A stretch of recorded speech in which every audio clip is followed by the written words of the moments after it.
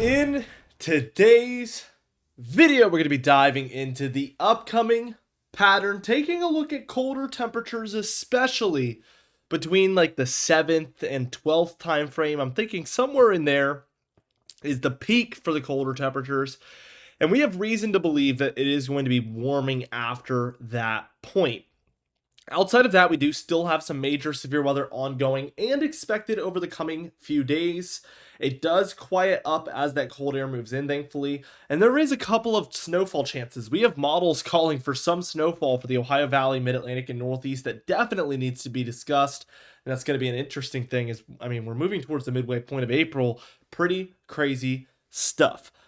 Let's dive into things. First off, taking a look at the 6 to 10 day temperature outlook here from the National Weather Service. We do see colder conditions there along the eastern states from the 9th through the 13th, basically around the time frame I just mentioned, where we expect the peak of the cold temperatures. We do see warmer temperatures out west, typically a classic positive PNA, which is something you will hear me refer to a lot here on the channel.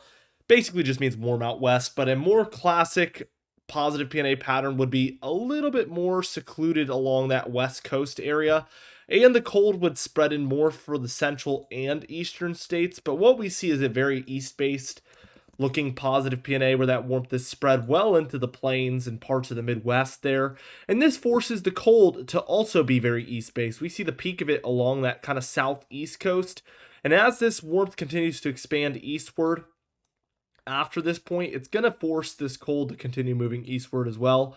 So that is the overall regime that we're going to be seeing here. Precipitation pattern here, it does bring about drier conditions oftentimes, and we do see that here.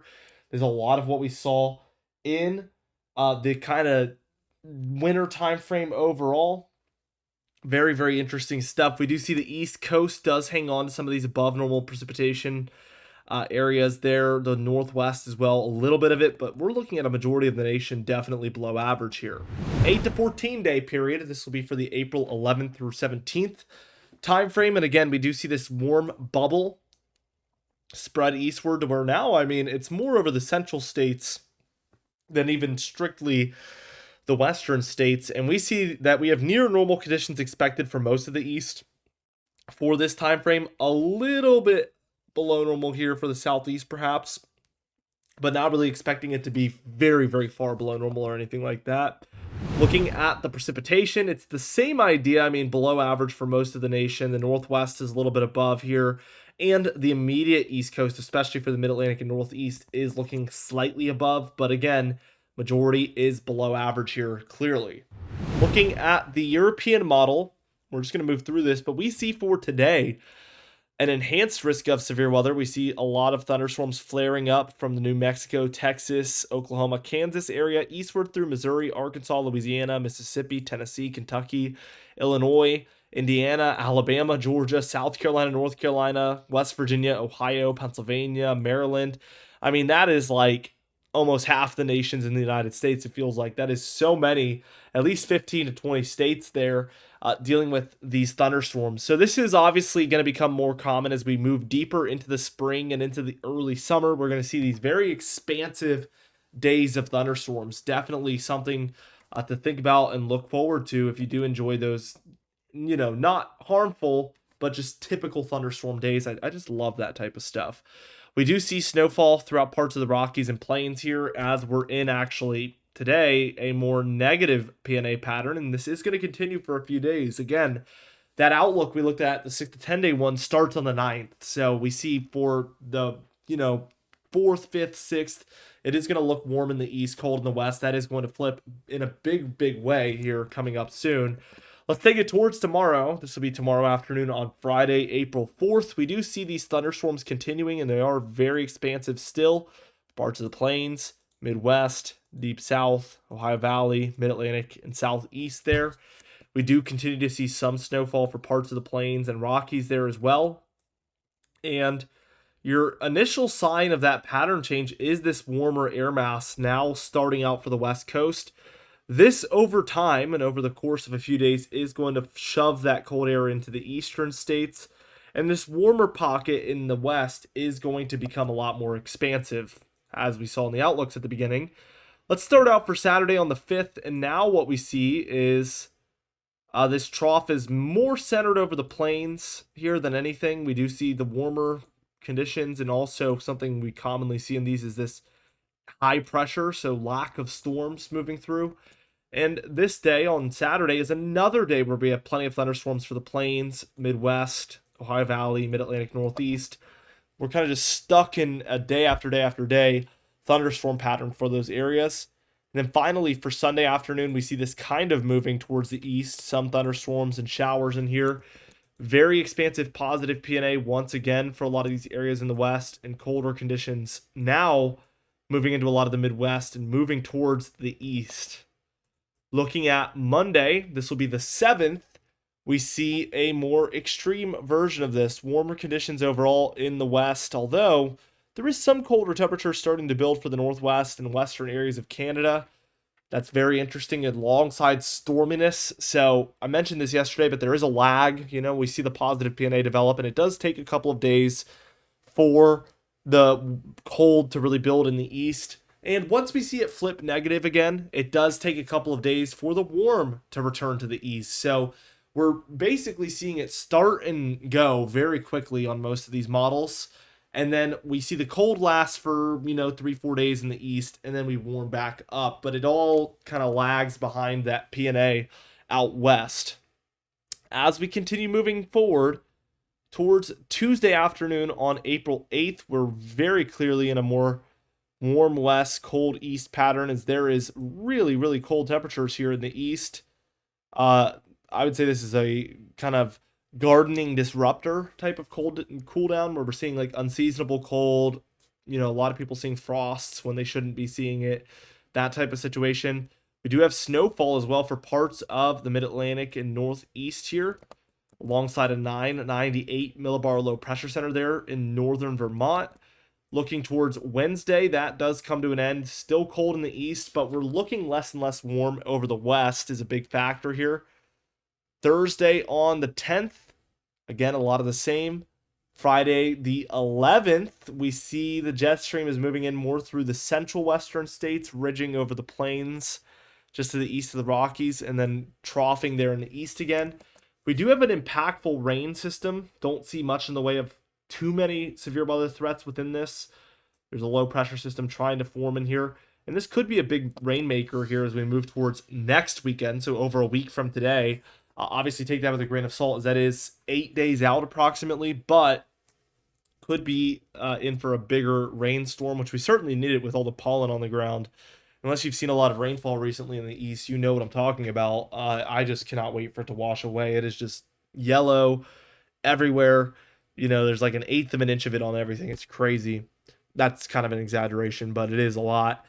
Saturday here on the 12th, we see that storm is a slow mover. It's continuing to bring rainfall over these areas. Your jet stream is quite intense, actually. We see it kind of flowing northward and then troughing here. Something like this. That's what we're stuck in for a while. And then finally, by Sunday on the 13th, it looks like we have a more substantial trough in the west, and this is enough to bring mostly warmer temperatures, especially to the central states, but also beginning for the eastern states as this cold air dives in towards the Rockies. Snowfall for Montana, Idaho, Wyoming, perhaps there, although we're at about 10 days, so things can change in a big way. Monday, the 14th, is a lot of the same. We do get a little quick cold blast again, 15th, 16th, 17th, but look at the areas in the blue. We're seeing mostly cooler temperatures up to the north up here. These areas are very slightly affected by it, probably still quite warm and very close to normal temperatures. And then we finally get kind of another thunderstorm threat. It looks like on the 16th of April, and I think there's a good chance that there will be some in between now and then, but the model is really picking up on this kind of like 15th and beyond time frame. Although it's very far out and the chances of things changing are quite high, it is interesting to look at and definitely important to pay attention to. It does move towards the east with some thunderstorms, and then this is what we're kind of left with. Let's walk through the GFS a little bit here. I want to take us through this stormy pattern, overall positive P&A pattern developing. And then we get this snow system. Look at Iowa and Illinois here by Wednesday the 9th. It does move into Indiana and Ohio, Pennsylvania, parts of New Jersey there, and then eventually the Northeast. A pretty substantial snowstorm And then just a little bit later, we see one move through the northern Great Lakes, like the Upper Peninsula of Michigan, and then down into New York, New England. We do see a more substantial severe weather threat here around the 15th, 16th. So again, both of these models indicating a similar thing here. 987 to the north of North Dakota there in Canada. We do see quite a bit of thunderstorms and severe weather perhaps here along the plains and up into the upper Midwest. Again, Wednesday the 16th here. And then yeah, we kind of end up off like this. Still a little warm out west and still a little cold in the east. But we definitely warm up from the peak of that cool down as we move towards the midway to the late way point of the month there. Some thunderstorms around for the southeast corner. That's the overall look that we have here at the end of this model run. Looking at the total precipitation after it's all said and done, I mean, we get a decent amount there for the Northwest, but it is still below normal. The main area of above normal precipitation will be this Texas and Oklahoma area, spreading through the deep south, southeast, Ohio Valley, into the mid-Atlantic and a bit of the Northeast. All of these areas looking like the best chance for above normal precipitation. Looking at it here, reflects exactly what I just said, mostly below for the West overall, and then this like south central and southeastern region into the mid-Atlantic and Ohio Valley is your primary above average precipitation area between today on April 3rd into Friday, April 18th. Now, taking a look at the total snowfall in the European model, we actually do get some for the Great Lakes, upper Midwest, and northern plains, parts of the mid-Atlantic and then into the Northeast. Obviously, the mountainous West does see a little bit of a decrease with the less precipitation pattern. Pretty obvious stuff. The GFS model is where things get a lot more interesting. The Rockies into parts of the plains dealing with, and really the Cascades and Sierra Nevada do look a little bit snowier here on this GFS model than the European one. And then we do see some snowfall much more substantial throughout the Midwest, Ohio Valley, Mid-Atlantic, and Northeast here. That exact corridor dealing with plowable amounts of snowfall. We'll have to wait and see if that does end up happening. Looking at the Storm Prediction Center outlooks, we'll start with day one and we'll break down these categories real quickly. The lighter greens are your general thunderstorm risk, where general thunderstorms are expected, but severe weather is not expected. But these forecasts are very tricky and they do get it wrong sometimes. And, dangerous weather can happen outside of the areas expecting severe weather. So please heed every watch, warning, and advisory. The darker green area there is your level 1 marginal risk, where we expect isolated severe weather to occur.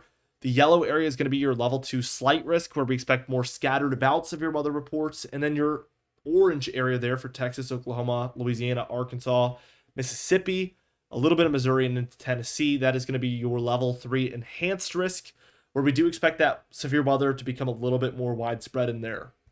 For day 2, tomorrow on Friday the 4th, we do have, again, general thunderstorm, the marginal, the slight, the enhanced, and then we actually do have a moderate risk now, level 4, for Texas, Oklahoma, and Arkansas, unfortunately, right where we were just, a little bit to the west of the primary areas where we were just seeing really bad severe weather. But there was also some bad weather back here just in the past couple of days. That level 4 moderate risk is where we do expect very widespread and very bad severe weather to potentially occur in there. Your day 3 risk is a lot of the same: general thunderstorm, marginal, slight, and then your enhanced risk now for the deeper south, East Texas, Louisiana, Mississippi, and Arkansas there.